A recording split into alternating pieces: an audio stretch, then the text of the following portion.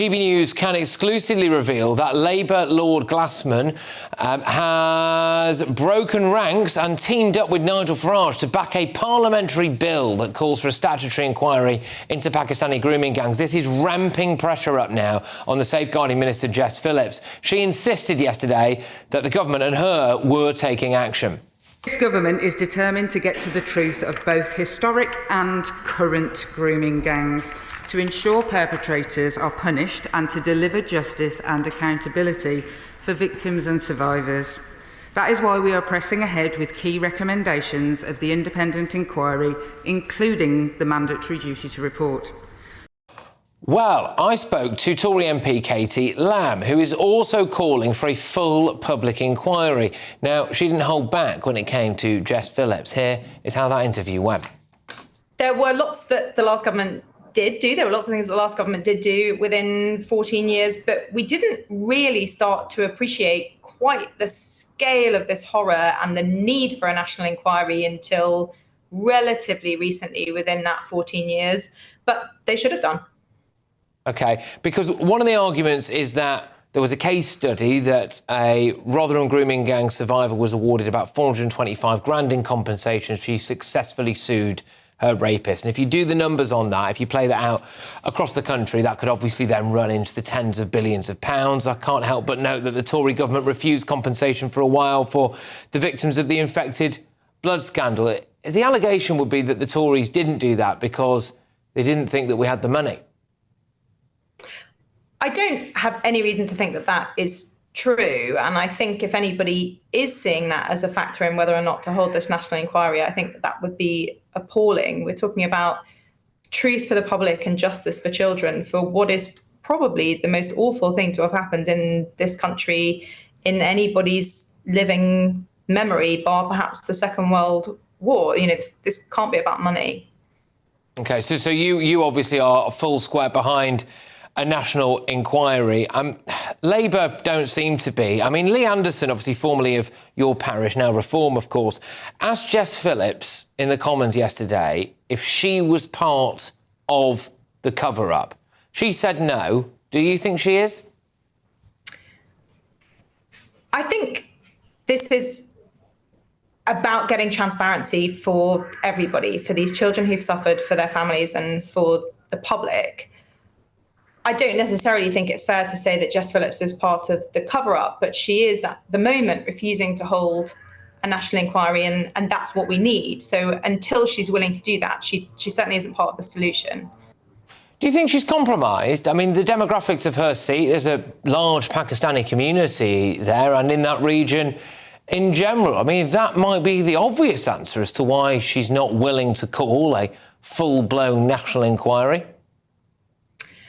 Well, we know for a fact at various points at various points and in various places in the country as part of this terrible problem that people have been too concerned about alienating or upsetting the Muslim community, which I also think is incredibly offensive to Muslims. Every single person of every race, colour and creed should be horrified at what's happened to these children and want to get to the bottom of it, want to understand the truth, want to bring every criminal, whether that is a perpetrator or somebody who's covered it up, to book. And if that is a factor, then I think that is really appalling for everybody involved. Using the internet without a VPN, a virtual private network, is a bit like taking to the road without car insurance. All it takes is one unlucky moment to cost you a lot of cash.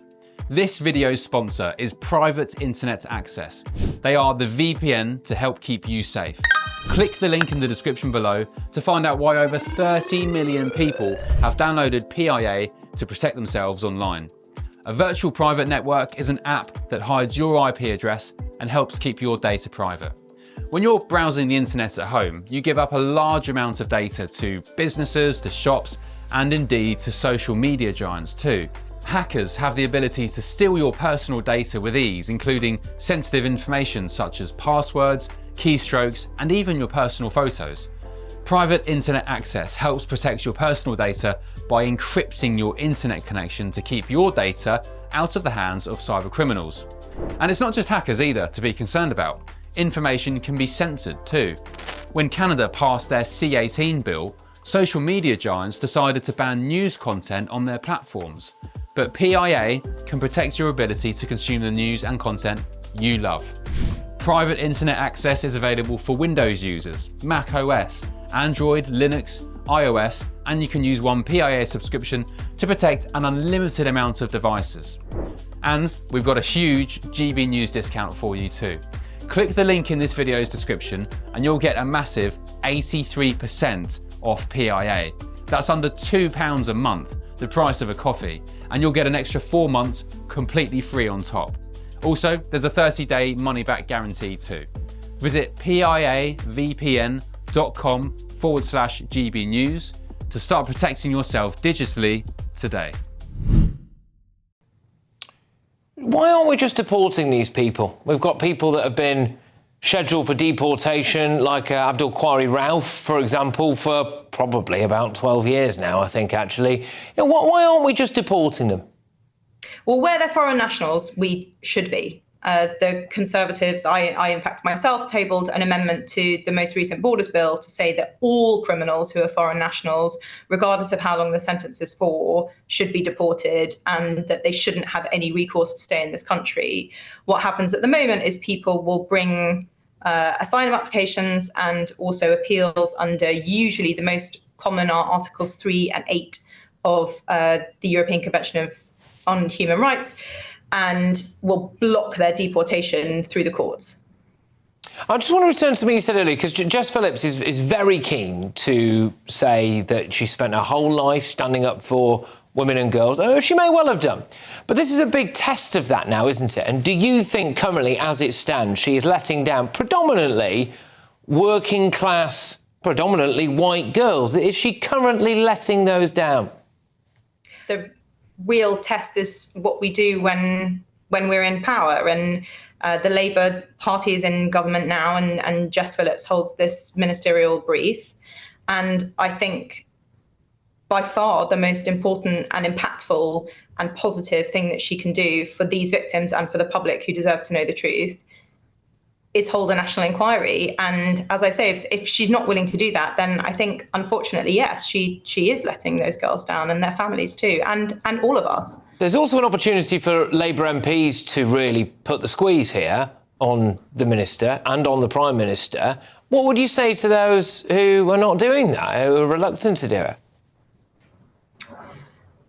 I think everybody has to put their head on the pillow at night and decide how well they can sleep. I think all of the Labour members need to think about why it might be that we would need a national inquiry and what possible argument there could be against that, to understand the truth of what's happened here. I'm not sure that there is a more important, pressing, urgent thing that the government can be doing in this field other than to get to the truth. And also, I should add, to set up, so this is separate from the call for a national inquiry, but I'm also calling for the NCA to set up a dedicated unit investigating and prosecuting councillors, officials and police officers who've been involved in the cover-up, because one of the many things that worries me about this is whilst we've seen now over 1,000 arrests under the Grooming Gangs Task Force, not one single person has been convicted for covering up these crimes. I just want to ask you one final question, if that's okay, because a lot of people, a lot of our viewers and listeners, they do ask this. Under the Tories, we did have mass immigration from Pakistan. I just wonder if you regret that now in light of the grooming gang scandal. I've said many, many times in Parliament and elsewhere that I think the migration levels that we've seen over the last few years are completely indefensible.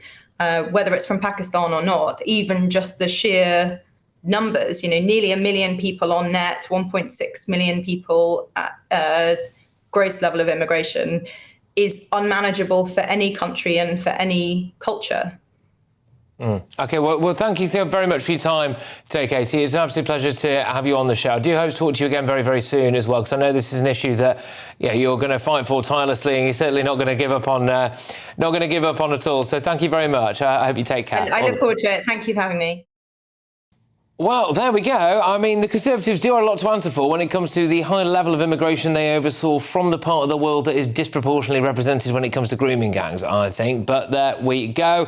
Obviously, Jess Phillips has come back and said that, look, she's doing absolutely everything that she possibly can, and that the Home Office has told GBNews they've had various meetings with victims from Oldham, Telford, Manchester, as well as Alexis J, who was the chair of the independent inquiry into sexual abuse. Now, I've got